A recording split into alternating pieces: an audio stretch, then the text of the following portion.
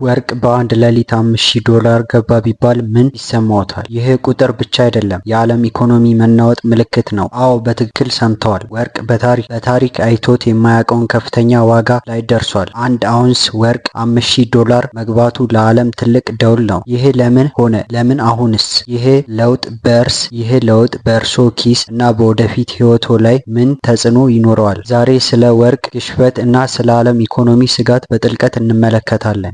ከዚህ ቀደም ወርቅ የሀብት እና የጌጥ መገለጫ ብቻ ነበር። ዛሬ ግን ወርቅ የደህንነት መጠጊያ ሆኗል። የዓለም ገበያ ባልተረጋጋበት በዚህ ወቅት ባለሀብቶች ወደ ወርቅ እየሸሹ ነው። የወርቅ ዋጋ $5000 መግባቱ ትልቅ ትርጉም አለው። ይህ ማለት የገንዘብ የመግዛት አቅም በከፍተኛ ሁኔታ እየቀነሰ ነው ማለት ነው። በተለይም የአሜሪካ ዶላር ጥንካሬውን እያጣ መምጣቱ ያሳያል። ሰዎች በወረቀት ገንዘብ ላይ ያላቸው እምነት እየተሸረሸረ ነው። በምትኩ በእጃቸው ሊጨብጡት የሚችሉትን እና ዋጋው የማይረክሰውን ወርቅ ይመርጣሉ።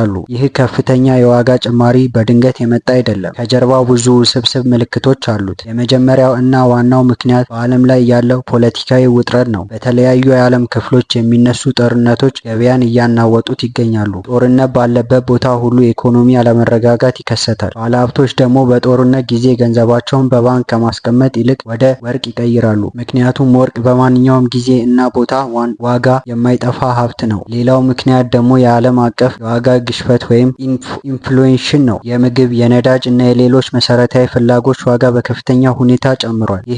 ይህ ደግሞ የገንዘብ ዋጋ ዝቅ ያደርገዋል። ገንዘብ ዋጋውን ሲያጣ ወርቅ ደግሞ ዋጋው ይጨምራል። ይህ የታሪክ እውነታ ነው። በታሪክ ውስጥ የኢኮኖሚ ቀውስ በጣም በመጣ ቁጥር ወርቅ አሸናፊ ሆኖ ይመጣል። አሁን እያየን ያለነው ይሄ እውነታ ነው። ሌላው ትኩረት የሚስበው ነጥብ የማዕከላዊ ባንኮች ድርጊት ነው። የተለያዩ ሀገራት ማዕከላዊ ባንኮች በከፍተኛ ሁኔታ ወርቅ እየገዙ ነው። ከዶላር ይልቅ የወርቅ ክምችቶች እያሳደጉ ይገኛሉ። ይህ ደግሞ በገበያው ላይ ያለው የወርቅ ፍላጎት እንዲጨምር አድርጓል። ፍላጎት ሲጨምር ደግሞ ዋጋው እንደሚሰቀል የታወቀ ነው። ታዲያ ይህ ለተራው ሰው ምን ትርጉም አለው? የወርቅ ዋጋ መጨመር ቀጥተኛ ተጽዕኖ በኑሮ ውድነት ላይ ነው። ወርቅ ሲወደድ ሌሎች ማዕድናት እና ምርቶች አብረው የመወደድ ዝንባሌ አላቸው። በተጨማሪ የጌጣጌጥ ገበያ ላይ ትልቅ ተጽዕኖ ይፈጥራል።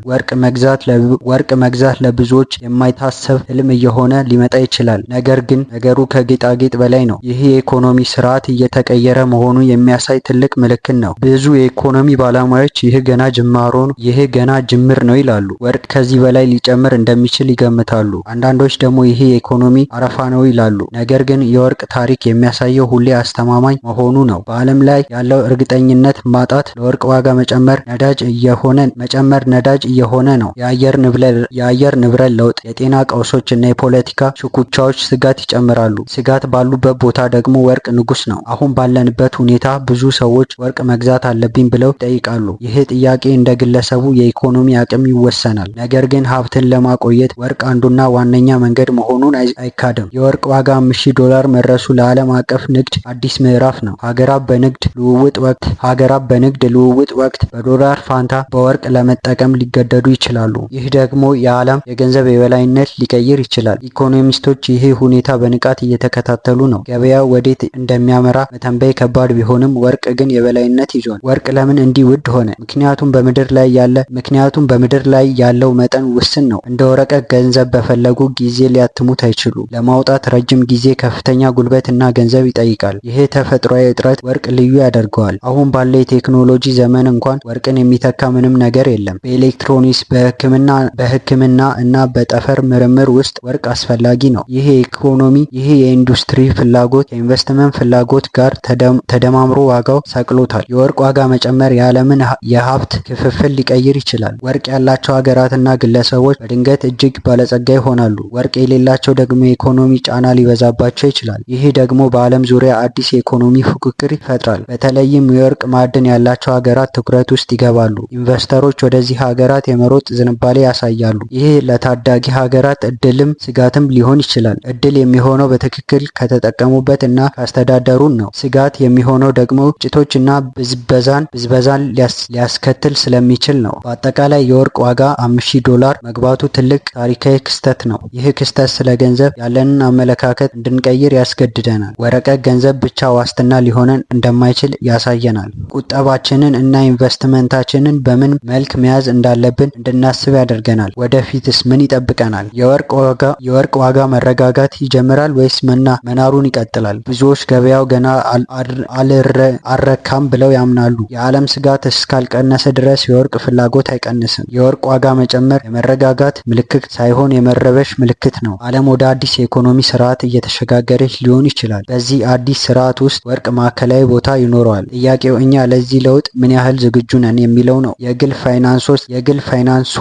ፋይናንሱን እንዴት እያስተዳደሩን ነው? ይሄ የወርቅ ዋጋ ጭማሪ በእርስዎ ህይወት ላይ ምን ተጽዕኖ አሳደረ? ምናልባትም ይህ ሁኔታ ኢንቨስትመንትን እንዲያጠኑ ያደርጉ ይሆን? ወርቅ ሁሌም ቢሆን አስተማማኝ መከታ መሆን አስታውሰው። በታሪክ አስቸጋሪ ጊዜያት ሁሉ ወርቅ ሰዎችን አድኗል። አሁንም እያደረገ ያለው ያንኑ ነው። ይሄ $5000 የዋጋ ጣሪያ የኢኮኖሚ አዲስ መደበኛ ሊሆን ይችላል። ወደኋላ መመለስ የማይታሰብበት ደረጃ ላይ ደርሷል። ገበያው አሁን በአዲስ ዋጋ ላይ ለመረጋጋት እየሞከረ ነው። ነገር ግን ማንኛውም ትንሽ የፖለቲካ መናወጥ ዋጋውን ወደ $6000 ወይም ወደ $7000 ሊሰቅለው ይችላል። ይሄ ደግሞ ለዓለም ኢኮኖሚ ሌላ አስደንጋጭ ዜና ይሆናል። ስለዚህ ሁኔታ ምን ያስባሉ? የወርቅ ዋጋ መጨመር ያስደስትዎታል ወይስ ያሰጋዎታል? የወደፊት የኢኮኖሚ ጉዞዎች በወርቅ ላይ የተመሰረቱ ይሆናሉ? እነዚህ ጥያቄዎች የሁላችንም አሳሳቢ ጉዳዮች ናቸው። የዓለም ገበያ እያሳየ ያለው ለውጥ እጅግ ፈጣን ነው። እኛም ከዚህ ፈጣን ለውጥ ጋር አብረን መጓዝ አለብን። ወርቅን እንደ ተራ ብረት ማየት ትተን እንደ ኢኮኖሚ መለኪያ ልንመለከተው ይገባናል። ይሄ $5000 ዋጋ ለብዙዎች ትምህርት ነው። ሀብትን ማብዛት ብቻ